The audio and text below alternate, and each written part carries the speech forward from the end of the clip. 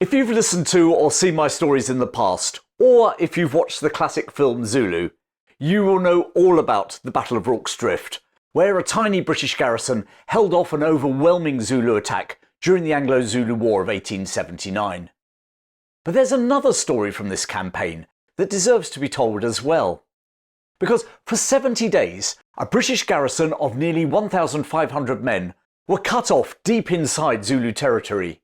Surrounded by Zulu warriors, unsure what was happening elsewhere in the war, or if indeed the rest of the British army were even still alive, they battled not just bullets and spears, but also disease and dwindling supplies, through sheer determination. This is the story of the Siege of Eshowe in 1879, and of a real-life Harry Flashman character. In January 1879, Lord Chelmsford launched his invasion of Zululand with 3 columns, advancing from different points along the border from the British colony of Natal. The plan was to converge on Ulundi, the Zulu capital, and defeat the Zulu king, Chelmsford. On the 22nd of January, the centre column suffered a catastrophic defeat at Isandlwana, where over 1,300 British and colonial troops were killed. That night, a small garrison at Rorke's Drift fought off repeated Zulu attacks, made famous in the film Zulu. But these weren't the only actions that day. The right flank column, number 1 column, was also engaging the enemy. Number 1 column was commanded by Colonel Charles Knight Pearson. Born in Somerset in 1834, Pearson had seen action in the Crimean War before commanding a battalion of the 3rd Regiment of Foot, the Buffs, in South Africa. He'd actually retired in 1878, but Lord Chelmsford swiftly brought him back for the Zululand campaign.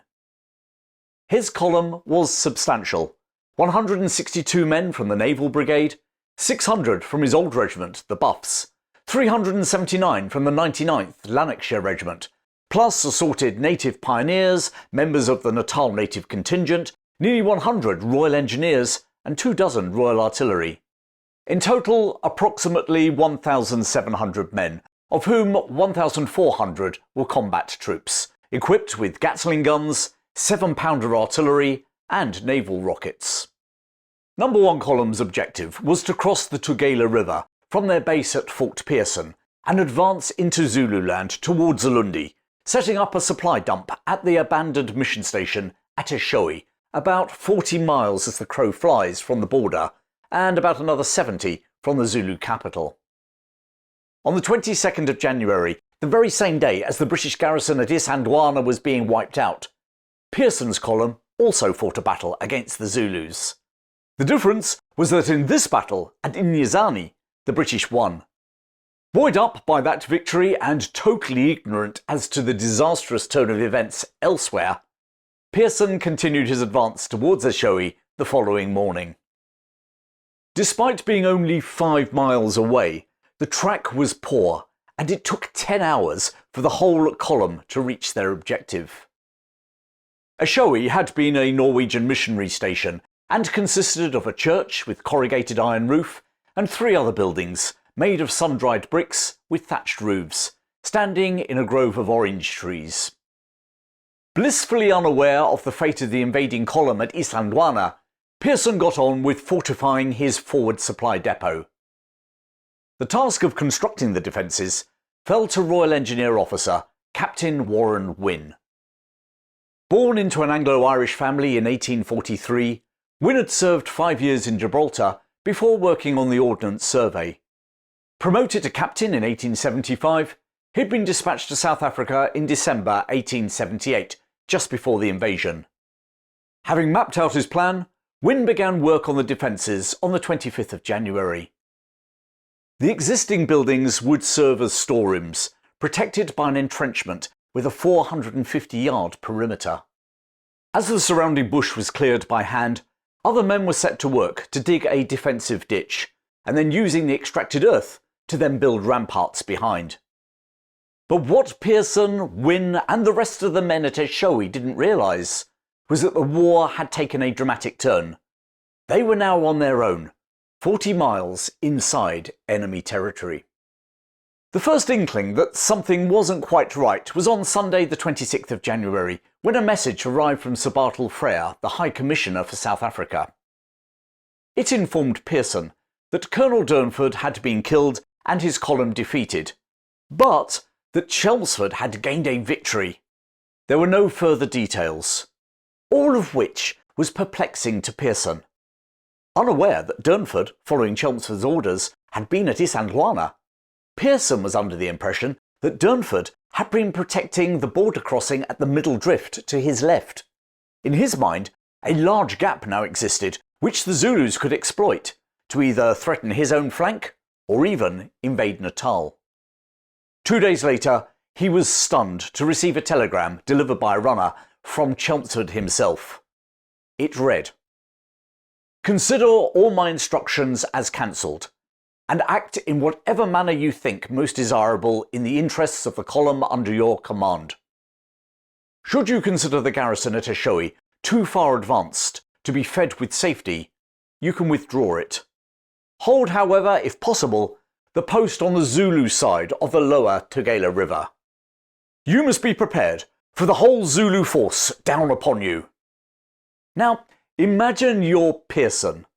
The last you heard was that Durnford was dead, but Chelmsford had beaten the Zulus. Now you're being told that all the previous plans were scrapped and the whole Zulu force could be heading your way. What on earth was going on? What would be going through your mind if you were Pearson? He called a council of war with all of his officers. With Chelmsford's alarming, although vague, telegram, many present felt they should withdraw. Pearson himself was minded to do so. Then Captain Wynne arrived. Having spent days on the defences, he refused to agree. He argued that they occupied a well-fortified position which could be defended, whereas a march back through Zululand could leave them exposed to that whole Zulu force. As Pearson weighed up his options, it just so happened that another supply column rumbled into his camp. Now, with at least 6 weeks' food supplies, a good quantity of ammunition, and Wynne's defences, he decided that whatever was going on elsewhere, he would hold out here.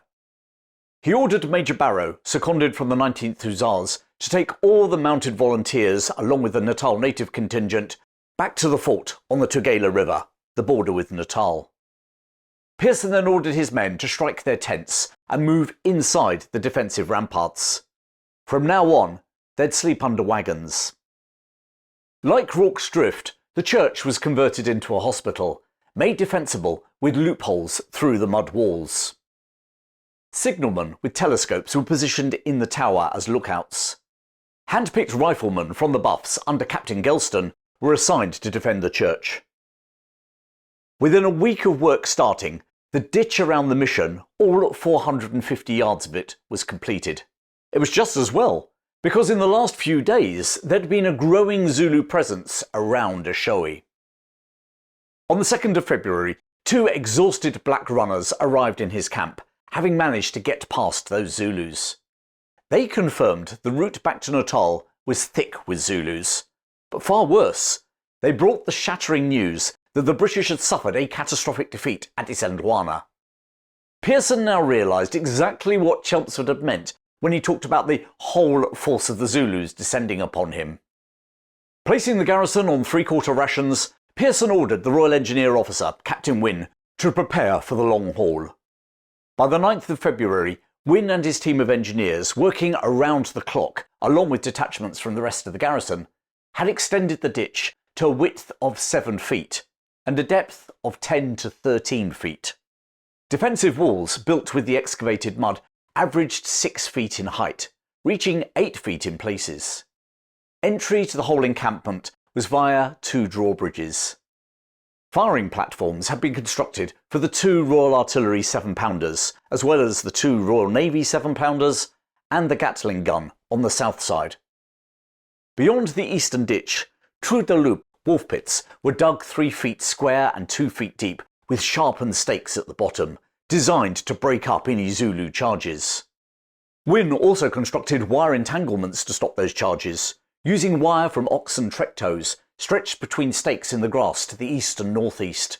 He also laid out range markers at 300 to 700 yards for the defenders. Woe betide the Zulus if they tried to attack. On the other hand, how long were they supposed to hold out? When would relief come? Would it come at all? Or was Chelmsford at this very minute facing a Zulu invasion of Natal? But the Zulus were not the only enemy. As the days ticked by, heavy rain turned the camp into a quagmire and soaked the men who were sleeping on the ground beneath the wagons to the skin. Meanwhile, boredom increased, food supplies dwindled, and disease started to take its toll. The tiny hospital was soon overflowing with men suffering from dysentery and tropical diseases. In early February, Private Kingston of the Buffs succumbed to fever, the first man to die from disease at Eshowe. Indeed, dysentery would end up killing more men than the Zulus did. Stuck at the tiny mission station with no contact with the outside world, surrounded by the Zulus and getting a regular soaking from rainstorms, morale in Pearson's garrison started to dip. In an effort to lift spirits, Pearson ordered the bands of the Buffs and the 99th Regiment to play afternoon concerts. Meanwhile, Reverend Robert Robertson, who had accompanied the column to serve their spiritual needs, delivered lectures on Zululand's history and Bible classes, both of which were well attended, although whether that was because the men really wanted to understand the Zulus, or indeed God, or whether they simply wanted to break the boredom is anyone's guess. By mid-February, the food situation was becoming critical. The nearest help was miles away through Zulu-controlled territory. Every day that passed brought them closer to starvation. The clock was ticking. And what about the Zulus? What were they up to? Whilst enforcing a strict cordon around Eshowe, the Zulus had yet to launch their expected assault. Maybe they were mindful of what had happened when their fellow warriors had attacked the entrenched British at Rorke's Drift. Especially as one of the Zulu commanders in the vicinity of Eshowe was none other than Prince Dabulamanzi, King Ceshwayo's half-brother, who had actually commanded the Zulus at Rorke's Drift.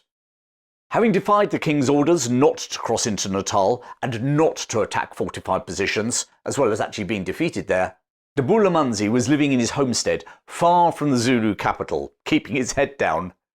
That did not, however, mean that both his men and warriors from other MPs were giving Colonel Pearson's men an easy ride.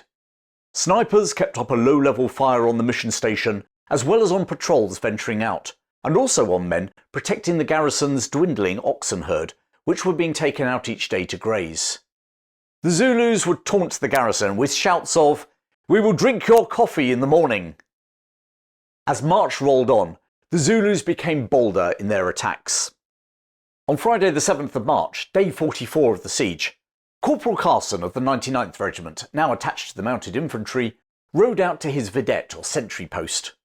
Suddenly, over a dozen Zulus leapt from the long grass.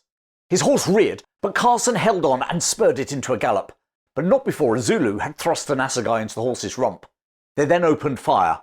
One bullet passed through his right thigh, through his saddle's pommel, and lodged in his left thigh. Another almost severed two of his fingers. But in many respects, despite not launching a full-out attack on the mission station, the Zulu tactics at Eshowe could have been effective, slowly chipping away at Pearson's numbers whilst his food supplies ran down. Either the British would end up being too weak to eventually fend off a full-scale attack, or they would try to run for the border and could be attacked in the open. The only chink in that Zulu plan was if the British themselves could break through and relieve the garrison. And on that point, there was a glimmer of hope for Pearson. Glimmer being the operative word. On the 3rd of March, the lookouts in the church steeple saw an intermittent flash from the Natal border. Someone was trying to make contact with them. It's hardly the Zulus, so it must mean that the British still held Natal. A makeshift heliograph was constructed using a mirror, and Pearson's remote garrison could, after a full month, finally communicate with the outside world. And through this method of communication, They were informed that a relief column was indeed being organised. But that good news seemed to galvanise the Zulus. On Tuesday the 11th of March, another vedette or sentry party were ambushed. Captain Charles Shervinton was born in Armagh, Ireland in 1852. Failing the entrance exam to the Royal Military Academy, he'd signed on in the ranks with the 20th Hussars in 1872. By 1877 he'd bought himself out, or at least his father had bought him out, and he'd emigrated to South Africa. As war loomed with the Zulus, he'd joined the Natal native contingent with the rank of captain. His story would prove remarkable and tragic, but more of that later. Let's stay with the 11th of March 1879. That morning, Shervinton was posting 3 scouts when nearly 30 Zulus jumped out from the grass and fired a volley. Private William Brooks of the 99th was thrown from his horse, and as he lay dazed on the ground, about a dozen Zulus rushed towards him. Shervinton galloped straight through them and, grabbing Brooks, carried him to safety. Both Colonel Pearson and a grateful Private Brooks recommended him for the Victoria Cross. Brooks himself wrote, "I feel confident that my life that day was saved by Captain Shervinton's gallant conduct, and for which I shall feel for ever indebted to him." Private Kent, also from the 99th Regiment, attached to the Mounted Infantry, was not so lucky. On the 17th of March, he was ambushed and killed on vedette duty. 5 Zulus leapt from the grass and fired. Yet again his horse reared and threw him, but before he could recover, the Zulus were on him. When his body was recovered, he had suffered 17 slash wounds. Meanwhile, Pearson was keen to ensure that the relief column could reach him as quickly as possible. Consequently, he now tasked the human dynamo that was Captain Wynne with constructing a new road that bypassed the worst obstacles close to the fort. On the 13th of March, Wynne's men completed that new road. It had taken them just 8 days. And that whilst under constant sniper fire from the Zulus. Added to that, each day when his work parties returned to Eshowe, the Zulus would attempt to destroy their work. This ended when the engineers created what they called a torpedo, a metal pipe filled with gunpowder left as a booby trap. As the men returned to Eshowe, they heard an almighty explosion from behind them. The Zulus never bothered with the road after that. And speaking of booby traps, Wynne also added explosives to the range markers, which had been placed around the mission station, and which the Zulus had also taken to removing. That too now stopped. On the 1st of April 1879, Lord Chelmsford himself led the relief column across the Tugela River.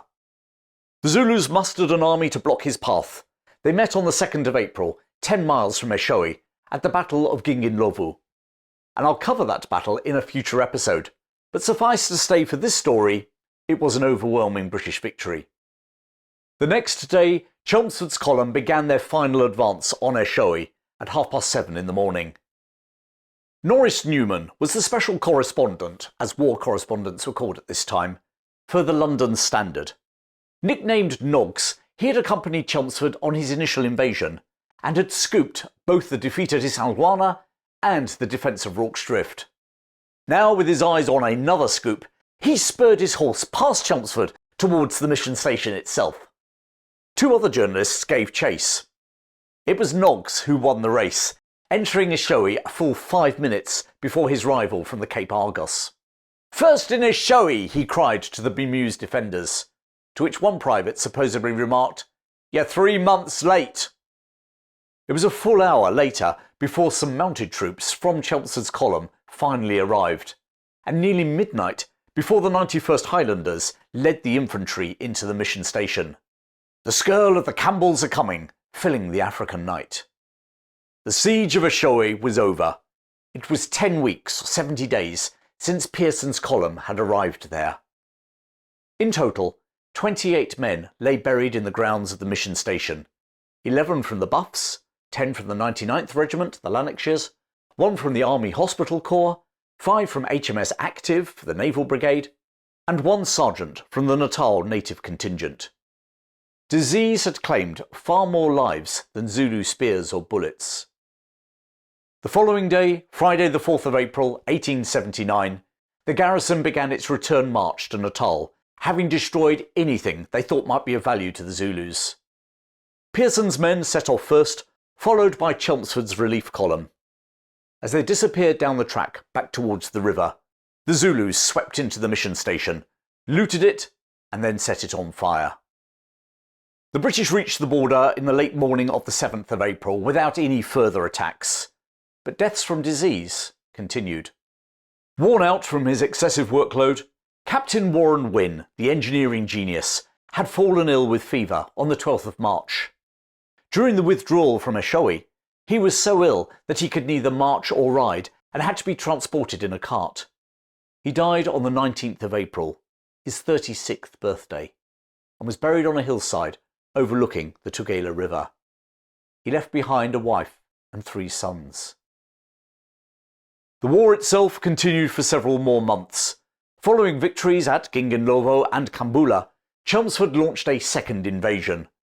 On the 4th of July, 1879, the British finally defeated the Zulu army at Ulundi, and King Cetshwayo was captured in the August. Colonel Charles Pearson went on to become Commandant of Netley Military Hospital and retired for a second time in 1895 with the rank of Lieutenant General. He died in Surrey in 1909. Captain Charles Shervinton never did receive a Victoria Cross. Maybe the powers that be felt that too many had already been awarded in this campaign, not least to the defenders at Rorke's Drift. He went on to serve in the Basotho Gun War before becoming a training officer for the Malagasy Army in Madagascar, just like fictional character Harry Flashman.